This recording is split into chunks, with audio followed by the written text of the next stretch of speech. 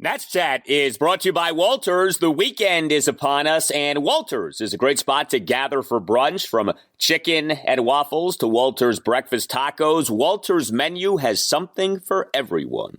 On top of that, for only $20, enjoy bottomless drinks, including mimosas, Bloody Marys, Trulies, and old-time lagers. Make your reservation at waltersdc.com today. Pitch swung on and a drive in well to left field. Hernandez going back, way back to the warning track. It's going, and gone. Goodbye. Off the back wall of the visitors' bullpen, Cooper Hummel. A two-run shot here in the top of the fifth inning. And so just after the Nationals had tied the game in the last half inning on the two-run homer by Cruz, the D-backs get a two-run homer by Cooper Hummel. And they're back in front. It's Arizona 4 and Washington 2. Melanson coming set. Bases loaded, 2 out. The kick in the 0-2. Swing and a high pop-up near the mound. Coming in, a couple of Diamondbacks, and it'll be the third baseman, Yanni Hernandez, to make the catch, and the game is over. Soto pops up on the infield with the bases loaded, and the Nationals, with a great chance with 2 out of the bottom of the ninth inning, come up just short. And welcome to Nats Chat for Friday, April 22nd, 2022, along with Nationals insider Mark Zuckerman of MASNsports.com. I'm Al Galdi, host of the Al Galdi podcast. Well, if the Nats are going to be down in the bottom of the ninth, it's hard to construct a more ideal scenario than what we had on Thursday at Nationals Park. Nats down by 1 run, bases loaded, 2 outs, Juan Soto at the plate, and facing a former Nats closer in Mark Melanson. The stage was set. The path was clear. A Soto hit would likely end the game, end the series, give the Nats 3 wins in 4 games against the Arizona Diamondbacks. But alas, the best hitter on the planet did not come through. Soto fell behind 0-2, then popped out to Diamondbacks third baseman Yanni Hernandez to end the game. Nats lost 4-3. Nats now 6-9 on the season. Mark, I'm sure you had the game story all written featuring the heroics of Juan Soto. Unfortunately, you had to edit that game story because what we wanted to happen sadly did not happen. Well, unfortunately, Al, while I liked your optimism there, as a writer, you do kind of prepare, what if scenario, but I wasn't about to delete the lead to my story I already had, which was that they gave themselves a golden opportunity late in the game and could not come through. And unfortunately, that's the version I had to use of it. But I mean, sure, he steps to the plate and you're thinking, you can't ask for anything more than this, right? This is the guy you want. The entire game, I'm thinking to myself, something's going to happen. They're going to put something together here eventually. And they came as close as you could get. They gave themselves as many opportunities as you could get and gave themselves the best possible opportunity with the best hitter on the planet right there at the end. And he just missed it. It didn't happen. It's unfortunate. It would have been a great moment. I would still put my money on him most of the time to come through there, but Melanson got the best of him this time. Yeah, I mean, we have with the Nats, right, the bigger picture and the smaller picture, the macro and the micro. If you're just analyzing the Nats this season, it has been frustrating with this offense. Thursday's game was another aggravating game, just 3 runs, just 5 hits. Nats did draw 4 walks, but the Nats went 0 for 4 with runners in scoring position, and this was a winnable game. I mean, the Diamondbacks are a bad team, and the Nats very well could have won 3 of the 4 games in this series, and the Nats bullpen did a tremendous job of keeping the Nats in this game. Josh Rogers got roughed up. The bullpen, though, ends up preserving things to where it was like right there for the Nats, and I tell you what really stood out is this was not only not the Nats A bullpen, you could argue this was like the Nats C bullpen on Thursday. You had 5 relievers being used by Davey Martinez. Those 5 guys, Victor Arano, Sam Clay, Austin Voth, Erasmo Ramirez, and Andres Machado. But those 5 guys gave you 4 2/3 scoreless innings with 6 strikeouts. If Soto comes through in that spot, he's the hero of the game. But like hero B is that Nats pen. That was some job by those guys. They absolutely made it all possible. And already this year, how many times have we seen when they trail and they turn it over to pick your letter of the alphabet for the bullpen, but it's not the A bullpen? More often than not, we've seen them compound a deficit and make it even worse and tougher to attempt a comeback. And instead, they were fantastic. They got a couple jams in there, but they all found a way to get through it. And I agree. I was all prepared to focus on the job that they did if the lineup did come through. And unfortunately, they didn't. And in a way, I think it almost makes it even more frustrating because of all the things to have happen. Those 5 relievers to post nothing but zeros, and you still didn't win the game. Like you said, we're not all that consumed with what the record is this year. And in the end, did it really make a difference whether they won this game or not? No. And yet, you do so many things right there. And a series that you swept the doubleheader on Tuesday, and instead of winning a series against a pretty bad Diamondbacks team, you end up splitting it. I think that's a pretty big disappointment, actually. Yeah. Now, we get it. The Diamondbacks are bad. They are not a good hitting team. But the bullpen for the Nats in this series ended up being really good in 3 of the 4 games. You go back to the doubleheader sweep on Tuesday, the Game 1 win, 4 Nats relievers combined for 3 2/3 scoreless innings with 4 strikeouts. The Game 2 win, 3 Nats relievers combined for 2 2/3 scoreless innings with 4 strikeouts. And as we noted, this was not the A bullpen that was on display on Thursday. Those guys ended up coming through. It's one of the early season surprises with this Nats team, the extent to which the bullpen has helped to keep the Nats in games. Now, the overall numbers for the pen aren't great. The bullpen ERA is 4.06, which is nothing to go crazy over. But if you're watching these games, you know that ERA has been inflated by some really bad performances, but in the mix have been some excellent performances. It seems like it's a high variance pen so far this year. The bad games have been pretty bad, but the good games have been great, and we saw another good game on Thursday, and the game comes off more bad injury news for the Nats bullpen on Thursday. Now, you did have good injury news in that Josh Bell played on Thursday, and it looks like this left knee ailment may not be the serious ailment that we feared it could be. But Hunter Harvey goes on the 10-day injured list, and that's making that roster move not long before the game.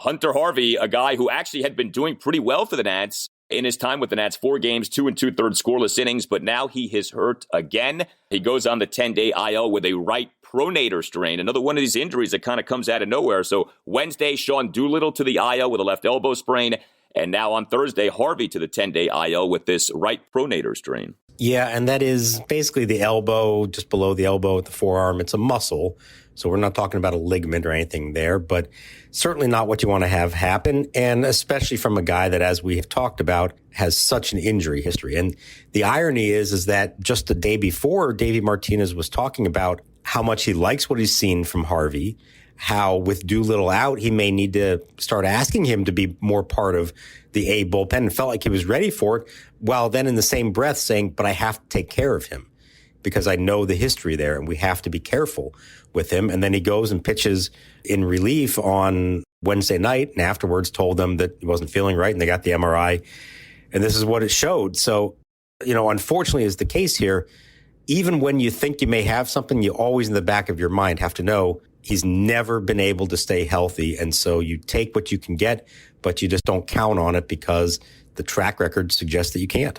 No, he is like the human injured list. I mean, it's actually kind of sad because he is so talented and he is still relatively young. This is just his age 27 season. The Orioles took Harvey with the number 22 pick in the 2013 draft 9 years ago.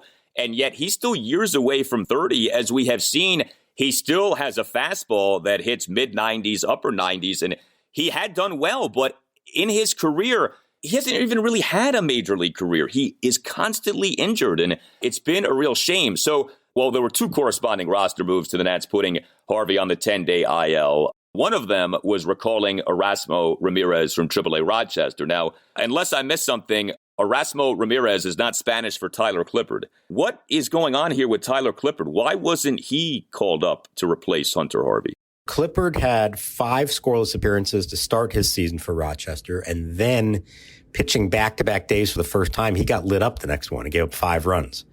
And that was 4 days ago, and he hasn't pitched since. So I don't know the exact specifics there, but I think pretty clearly they didn't feel like it was the right time to call him up. I still think we're going to see him here sooner rather than later, but I thought that was telling that this wasn't just calling up somebody who was already on the 40-man roster. They had to go make a move to clear a 40-man spot, and to do that, they put A-Ray Adrianza on the 60-day IL, which I'm sure we'll get to here in a moment. So the fact that they did that not for Clippard, but for Ramirez does kind of say to me that they think Clippard, for whatever reason, is not there yet and might need some more time. And that's unfortunate because I think we all just assumed we'd be seeing him certainly by now as another member of what looks like a pretty deep bullpen. Yeah, I mean, it looks like Clippard may not be joining the Nats until May. I mean, we'll see what ends up happening here. But yeah, and I got a kick out of this. The Nats, they've done this for years, but when they make multiple roster moves, they always have as the headline for the press release the guy who is being promoted. And so the press release put out by the Nats was, Nats recall Erasmo Ramirez. And you're like, oh, okay, that sounds exciting. And then you read it, you say Hunter Harvey on the 10-day IL. Oh, A-Ray Adrianza to the 60-day IL. Where did this come from? Slip that one in there. The Nats, they always do this, right? They bury the lead in these press releases. They've even done that like when Stephen Strasburg has been put on the injured list. It's like, oh, Joe Schmo is recalled from AAA Syracuse. Oh, okay. Wait a second. Strasburg's hurt. What? But yeah, A-Ray Adrianza, a super utility man, right? How often did we yell and scream last year about the Nats lacking position flex, lacking positional versatility? Well, A-Ray Adrianza was signed by the Nats to help correct that problem. It was a smart signing. He's not a very good hitter, but he is so positionally versatile. Well, A-Ray Adrianza on March 31st in an exhibition game suffered a left quadriceps strain, and this appears to be the left quadriceps strain from like the nether regions here. I mean, this is unbelievable what's happened. He hasn't played at all this season. He's been out to begin this season, and now with this transfer to the 60-day injured list, he's not going to be playing again anytime soon. Now, we know a strain is at least a minor tear. Quadriceps tears can be very serious injuries.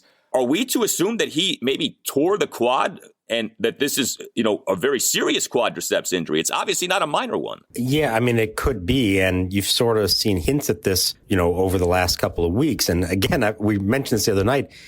Watching it live, it looked bad. He pulled up lame. I thought it was his hamstring. Turns out it was the quad. Really limping out of the clubhouse that night in Port St. Lucie.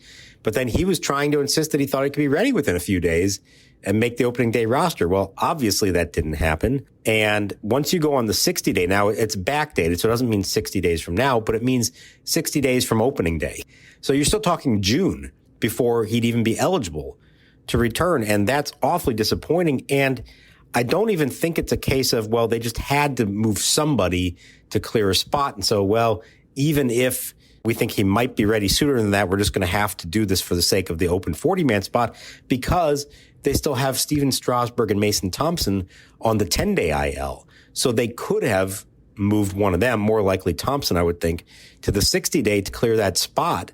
I've sort of been waiting to see if that's a move that's going to happen here recently, and it hasn't. So that says to me that they truly know that Adrianza is not coming back for a long time, and that's very discouraging because with a shortstop in Escobar who's been struggling, a third baseman in Franco who's been struggling, you thought at minimum we'd be seeing a decent amount of Adrianza bouncing around between positions and maybe playing some, and instead they're going to have to make do until he's finally back. It is easy to lose track of who is out right now for the Nats due to injury. The list is growing, and this can kind of sneak up on you. But, in terms of pitchers, right, you have Stephen Strasburg on the 10-day injured list. You have Anibal Sanchez on the 10-day injured list. You have Mason Thompson on the 10-day injured list. Now we have Hunter Harvey and Sean Doolittle on the 10-day injured list. Will Harris is on the 60-day injured list. Will Harris has become like a ghost. You never even see or hear about this guy anymore. Seth Romero is on the 60-day injured list, to whatever extent that matters. Joe Ross is on the 60-day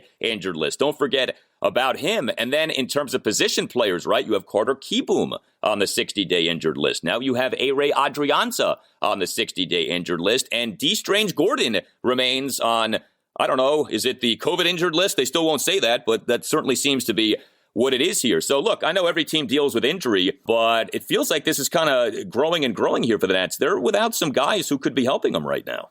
Yeah, and I think it's most notable here in the bullpen that you're now starting to see. And it is, we all worried, and I know Davey was worried about it too. When you have a short spring, go right into the season with no off days, and you have to use up as many relievers they've been using, you do run the risk of guys going down. And I think they knew there was a chance it would happen, but that's now 3 relievers who've been hurt. Mason Thompson, Sean Doolittle, Hunter Harvey, and Will Harris, if you want to go back to spring training. So that's a problem. There is a domino effect of all that. And all of a sudden, what was looking like a deep bullpen maybe isn't as deep as before. You've got some guys on the staff now who we never really imagined would be on the staff at this point in the season. And eventually they're going to have to pitch some significant innings because you can't just keep going to the same 3 or 4 guys every night. And then again, remember, come May 1st, they have to reduce the roster by 2 from 28 to 26. So there's going to be a crunch here at some point, and they're going to have to ask a lot out of a bullpen that's not as experienced or deep as they thought it was, or even that it was maybe a week ago. Yeah, I mean, it's nice what we're seeing from the bullpen now, but it's hard to see this continuing if the Nats continue to have starting pitchers who just do not last for, say, 6 innings with any kind of regularity. Victor Arano was, again, the first man out of the pen for the Nats in this game on Thursday. Came into the game at the top of the 5th with 1 out, sandwiched 2 outs around a walk. Kristen Walker, who then was caught stealing second base via a throw by Arano to second. Then you had Sam Clay tossing a scoreless top of the 6th. How about Austin Voth, scoreless top of the 7th with 3 strikeouts? He gave up a leadoff double, but then recorded 3 straight strikeouts, and the 3 strikeouts were of the top 3 batters in the Diamondbacks lineup. Then came Erasmo Ramirez, scoreless top of the 8th despite loading the bases with a 1 out. And then Andres Machado tossing a perfect top of the 9th inning. So good to see that. I mean, Arano, we've talked about this. We know Davey likes him. Man, he really likes him. I mean, this is multiple times here. We've seen this. First guy out of the pen is Arano. That's like the go-to guy for Davey often here in terms of like starting the bullpen parade. I think this was his 8th appearance now in 15 games. You can do the math and figure out what that means over a whole season. That's probably more than you would like from anyone. I don't care who you are. You want to keep your top relievers to maybe 70 appearances total. You don't want to be up in that 80 range. I thought Austin Voth looked outstanding. Fastball was hitting 96 as he recorded some of those strikeouts. And Andres Machado kind of quietly facing the top of the order in the 9th gets a quick 1-2-3 inning, and that set the stage for potentially the rally in the bottom of the inning. So it's another reason, like I said earlier, that you just wish they had pulled off that rally, because this would have been such an, I think, inspiring victory, in large part because of what the B bullpen did to allow them to still be in a position to try to rally at the end. Yeah, Erasmo Ramirez may not be Spanish for Tyler Clippard, but Victor Arano is Spanish for Wander Suero. I think that's pretty clear at this point. Hey guys, it's Al Galdi for Window Nation. Get your degree in savings during Window Nation's spring break sale. Get 2 free windows for every 2 windows that you buy for as many as you need, and make no down payment and pay no interest for 24 months. That's 2 years. Just call 866-90-NATION or visit windownation.com. As you likely know, natural gas prices continue to rise. Does your energy bill say that you're using more energy than similar homes? This is because you need new windows. Increase the value of your home with Curb Appeal and save money on your energy bills by replacing your old inefficient windows with new energy efficient Window Nation windows. Buy 2 windows, get 2 windows free, pay nothing for 2 years. No money down, no payments, and no interest for 2 full years. Save thousands of dollars. These are savings that you'll only see once this year. Take advantage of Window Nation's special offer. Window Nation has installed over 1 million windows and has an A+ rating from the Better Business Bureau. Call 866-90-NATION or visit windownation.com. That's 866-90-NATION or visit windownation.com. And make sure that you tell Window Nation that Al Galdi sent you.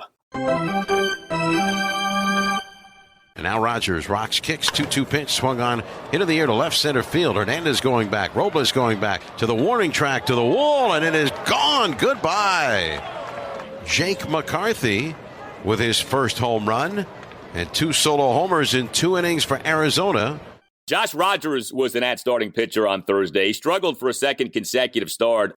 4 runs in 4 into 3rd innings. He gave up 6 hits, 3 homers, and 3 singles. He issued 1 walk. He recorded just 2 strikeouts. He threw 71 pitches in his 4 and 3rd innings. I mean, the homers were the thing. Top of the 1st, gives up a 2-out opposite field solo homer to Matt Davidson to right center on a 1-2 pitch. Top of the 2nd, gives up a 2-out opposite field solo homer to Jake McCarthy to left center, despite McCarthy having been down at 1.02. Top of the 5th, Rogers gives up a 2-run homer to Cooper Hummel to left field for a 4-2 Diamondbacks lead. The balls were flying out of Nationals Park for a good bit of this game on Thursday. And, Rogers, 3 starts now. He was good in his first start, but he's had some issues here over these last 2. We've talked about, maybe Rogers could be the first guy to be knocked out of the rotation. You're not oozing options right now. We just went through all the pitchers who are out due to injury. So I would assume that Rogers' spot in the rotation is safe for now. But, clearly at some point, hopefully, a Strasburg is going to be ready to go. Maybe Anibal Sanchez is going to be ready to go. And so if you're Rogers, you got to think about things logically. It's probably you or Yohan Adon who's going to be that first guy out of the rotation. And, he keeps struggling like this. It may well be him who's the first guy out of the rotation. Yeah, he's going to get another start at least because nobody else is ready to replace him yet. And it may even be longer than that. But the clock is ticking. He does need to turn this around. And I don't know they ever expected him to pitch at an elite level. And maybe what he did in Atlanta that night was beyond what is reasonably expected of him. But they do expect him, and he expects more of himself than what he's done these last 2 games. The home runs, he felt like 2 of them were on particularly bad pitches. The home run, he didn't actually, the third one he thought was a decent pitch, and he gave credit to the guy for hitting it out. To go 4 1/3 and throw 71 pitches, he knows that that's just not going to work. That's not going to keep him in the big leagues for long. Right now, they kind of have to keep him here, but that's going to have to improve. And the kind of pitcher that he is, when he's going well, it's quick outs, low pitch count, induce weak contact. And in these last 2 starts, there hasn't been nearly enough of that. It's funny with Rogers, 3 starts. His best start came in a game against Atlanta. His 2 bad starts have come in games against bad teams in Pittsburgh and Arizona. But yeah, he was quite good in that game at Atlanta. An 11-2 win on April 11th. 1 run, 5 1/3 innings. Rogers in that game at one point retired 10 consecutive Braves batters. So we mentioned this being another, ho-hum game for the Nats offensively. There were, though, some bright spots, and the biggest bright spot was Nelson Cruz homering. The set in the 0-1. Swinging a long drive, left field, way back there toward the concourse, and it's gone. 3 rows from the top of section 105, a game-tying 2-run homer for Nelson Cruz. It was terrific to see this. Nelson Cruz 1 for 4 with a 2-run homer, and this was a no-doubter. This was a classic Nelson Cruz home run.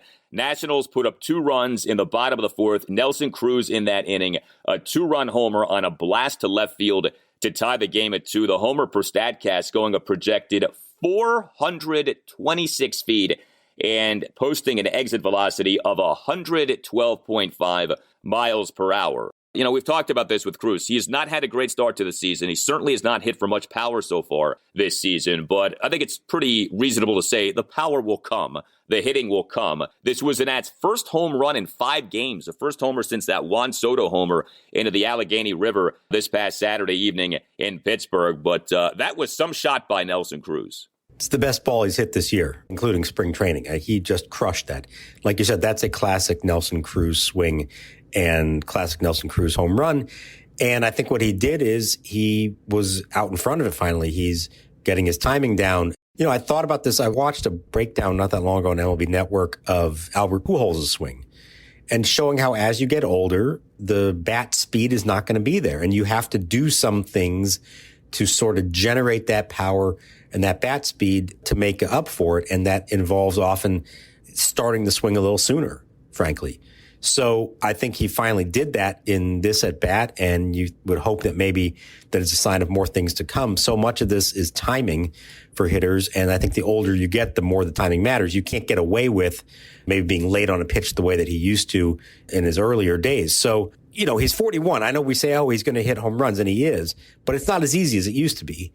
And every hitter, I don't care who you are, as long as you're not taking things that you're not supposed to that make you unnaturally powerful well into your 40s, as a handful of players have over the years, there are adjustments you have to make. And so hopefully he's starting to figure that out. And this was a good sign for him, although he did have another chance late in the game with 2 on, a chance to tie it in the 8th. And he popped up on the very first pitch, which is always frustrating to watch. Wasn't the only one in this game who did that, but that was kind of one of the most notable. Boy, you really wish that didn't have that result there. Yeah, I mean, we've seen this with the Nats offensively. So you figure as the three big bats go, so will the Nats offense go. And talking about Juan Soto, Nelson Cruz, Josh Bell. Well, two of the three have gone just fine so far this year. Soto's been very good. Bell's been very good. Cruz is the guy who hasn't hit. And, Cruz, even with this home run, his OPS on the year is just 588. I mean, it's not been a good start to his season. I think it's, like I said, he's going to hit, but it really hasn't happened thus far. Maybe this home run gets him going. The Nats now 8 home runs in 15 games. And it's not just that. Only 4 Nats players have homered this season. Soto has 3. Bell and Cruz each has 2. Maikel Franco has 1. That's it. Just 4 Nats players have homered. And I know that homers are down across baseball, but the Nats, relative to the rest of the majors, are not hitting home runs. And, you take what happened on Thursday. The Diamondbacks hit 3 home runs. The Nats hit just the 1. And like I said, that was their first home run since last Saturday. First home run in 5 games. That should change, but that's been frustrating to watch. A lot of singles and just not many extra base hits for the Nats so far this season. Yeah, and the concerning thing would be, if they are hitting balls that off the bat, you kind of jump up and think, oh, that's got a chance, and then it dies in the cold air and just gets to the warning track and say, okay, well, come July, those are going to be home runs. They haven't had a lot of those. The first week, maybe they did a little bit. They haven't had those here in the last week or so. You're right, a lot of ground balls, and on this day, for whatever reason, a lot of pop-ups in this one. So that's timing. It's a launch angle. Take your pick how you want to describe it, a lot of things. I think they're going to be okay in that regard in the end, but this may not be a high home run team. That may not be ultimately the way they do score their runs. You want to believe that they can get some when they really need them, but some of these guys, it's not necessarily their style, and they're going to have to find other ways to string together hits and get a rally. And unfortunately, I think you saw that in this game where right now it's requiring not just like 2 hits or 3 hits, but like 4 hits to score runs. They even managed to score a run in the 8th inning without getting a hit. Bases loaded, and the 0-2 pitch. Swing, and he got a piece. Could not be squeezed by the... No way, catcher's interference is called. Bell, for the second time in the series, hits the catcher's glove on the swing of the catcher reaching for the ball. And it's tough to do that. It's tough to sustain rallies in this league, especially against power arms late in games. So that's where the home runs do come in handy.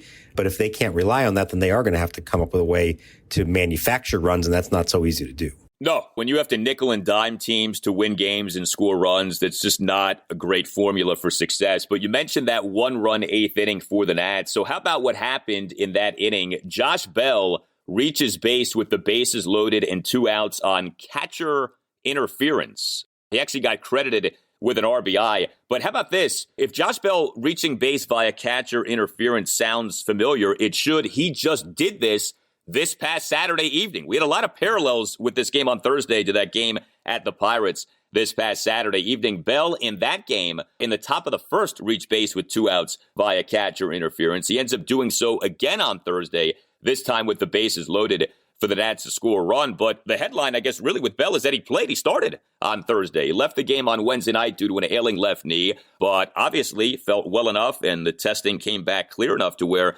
he was out there. So that was good. I mean, for all of the injury problems with which the Nats are dealing right now, this Bell news was very good news on Thursday. Yeah, like we said the night before, if he had to miss any time, this was a real problem for them, given their lack of other options at first base and just how thin the lineup depth is right now. So that's very encouraging. MRI came back clean. They waited a while. They had him go through a bunch of pregame drills to make sure that he was going to be all right, and they didn't actually put out the lineup until about an hour before game time.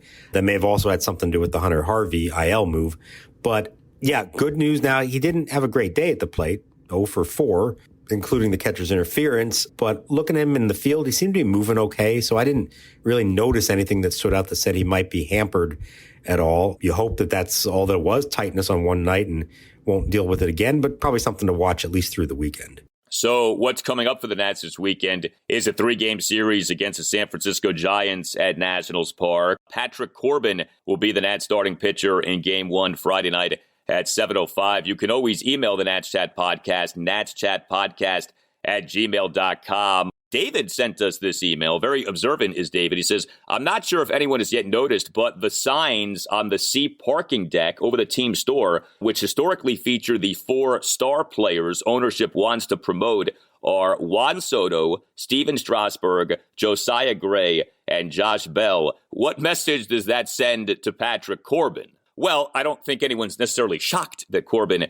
is not among those four faces, but I always think stuff like that is interesting, right? Who is the team trying to market? Who is the team trying to sell? Juan Soto makes total sense. Strasburg's still up there despite what's happened the last 2 years. That's kind of interesting. Josh Bell is up there, so when we talk about this being a contract season for Bell, maybe that's indicative of the Nats wanting him to stick around. And Josiah Gray, for whom clearly there are high hopes. So I think that's kind of interesting who those four guys are. Yeah, and they have really, from the moment he arrived here, been touting Gray as a top guy to look in the future. I think Keibert Ruiz deserves to be in that same breath. And maybe before long, we'll be seeing a poster of him up there. You know, without Corbin, you got to show us something again here, I think, before he gets that again. Now, Strasburg, you know, Corbin at least is pitching in the big leagues right now, and Strasburg is not. But I think you say, given the history of the organization, what Strasburg has meant to them, he still does carry that importance for the franchise that you're still going to treat him that way. But it would be nice to see him pitching in a game again for the Nationals, would it not? I mean, maybe one of these days before the summer arrives, we will see that happen. Yeah, so I was just about to ask you, because initially we thought, well, early May, maybe we will see Stephen Strasburg. Well, you know, in life, time goes by quickly. And here we are now deep into the month of April, and soon it will be May. And Stephen Strasburg has yet to make any kind of a minor league rehab start or anything like that. So what do you think in this recovery from the surgery to address neurogenic thoracic outlet syndrome? Are we looking at June for the Strasburg regular season major league debut? I'm not even trying to put a date on it right now because it's probably pretty foolish to do that. I will say I asked for an update on him the other day and was told that both he and Joe Ross are not facing live hitters yet. So now Strasburg did do that earlier in spring training. I saw him face live hitters in Palm Beach. So obviously there's a step back there at some point. I know he was working on the windup again instead of just the stretch. So I think they're trying to get all the mechanics in line before they start doing that. But sure, I mean, think about whenever it is that he is cleared to start like facing hitters in game situations, it's usually, for somebody starting from scratch, it's usually a good month of rehab starts, whether that's in Florida, whether that's up here in simulated games or actually minor league rehab assignment. So if we get to May 1st, which is coming up soon, and he hasn't started doing that, then yeah, we probably are looking at June 1st, I would think you'd have to say. And that's not necessarily a surprise, like they've said all along. I think we're looking at May or maybe even June, but you'd like to see some signs of progress there, I would think. And so far, it's just kind of right where we've been all along. And while we're talking about guys coming off thoracic outlet syndrome, Will Harris, I'm pretty sure he's still under contract to the organization. I mean, again, like you never hear about this guy anymore. Where is he at? Is he going to be pitching for them this season? What's the deal with Will Harris? So remember, he was still dealing with something. He pitched in a spring training game, was still dealing with something. They sent him to go get it checked out, and they found some scar tissue that they removed from last summer's surgery. Now, that's good news in theory that they found that and it's nothing worse. The bad news is it was going to set him back about 6 weeks before he could start throwing again. So he's got a ways to go. Unfortunately, with all of these guys, you hope that we see them and you hope that they contribute. But I don't know that you count on any of it, because even if they do come back and pitch, that doesn't necessarily mean they're going to be effective. We don't really know off these kind of major surgeries what you're dealing with here. So you hope for it. But if you're mapping out this season and beyond, I think you have to view whatever you get from those guys as kind of a bonus at this point. And maybe it happens. It's great. But if it doesn't, you are trying to build a pitching staff around others and hope that these guys are just also a part of it as well. Yeah, well, this is it for Harris. This is the final season of a 3-year, $24 million deal that he signed January 2020. So he's done with the team after this year. Strasburg, we know, is a different story. He still will have 4 seasons left on the 7-year, $245 million contract. But I'm with you. I don't think you can count on anything with Stephen Strasburg moving forward, but you certainly hope for the best and you root for him and all of these Nats trying to come back from injury. You tell us what you think. You can hit us up on Twitter at Nats_chat. You can email us to natschatpodcast@gmail.com. We appreciate so much all of the feedback that we get. We appreciate so much all of the stories of your first times at Major League games. We've gotten some terrific submissions, terrific entries regarding that. You can keep those coming. Again, the email address, natschatpodcast@gmail.com. You can also email Tim Shovers if you would like to become a sponsor of the Nats Chat Podcast. Again, natschatpodcast@gmail.com. Don't forget to get yourself a Nats Chat Podcast t-shirt. Our newest one is out. It is red. It is glorious. You can get yours by going to natschatpodcast.square.site. All Nationals radio highlights on Nats Chat are courtesy of 106.7 The Fan. For Mark Zuckerman, I'm Al Galdi. We'll talk to you next time on the Nats Chat Podcast. And we leave you with our good pal, the Rally Mullet of Pennsylvania, and his tale of his first Major League game. Hi, Al. Hi, Mark. And hi, Tim. This is the Rally Mullet. I wanted to give my experience that I had on the very first baseball game that I went to.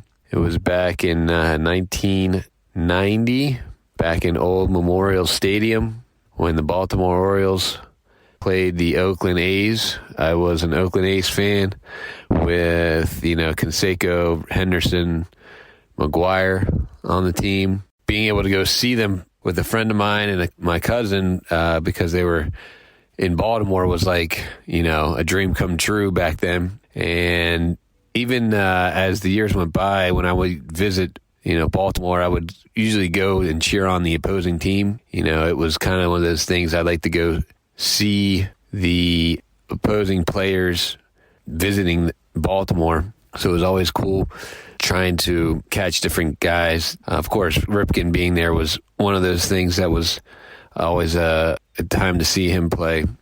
On this day, it was actually a Jim Palmer day. They gave out little pins that I actually still have that had Jim Palmer jersey, and he came out, gave a little speech. It still sticks with me, the memories going to the ballpark, eating some hot dogs, and enjoying a baseball game, when I was about 9-10 years old. Now I cheer on the Nats, and I'm glad there's a team in D.C. to be able to go to and cheer on. Thanks, guys.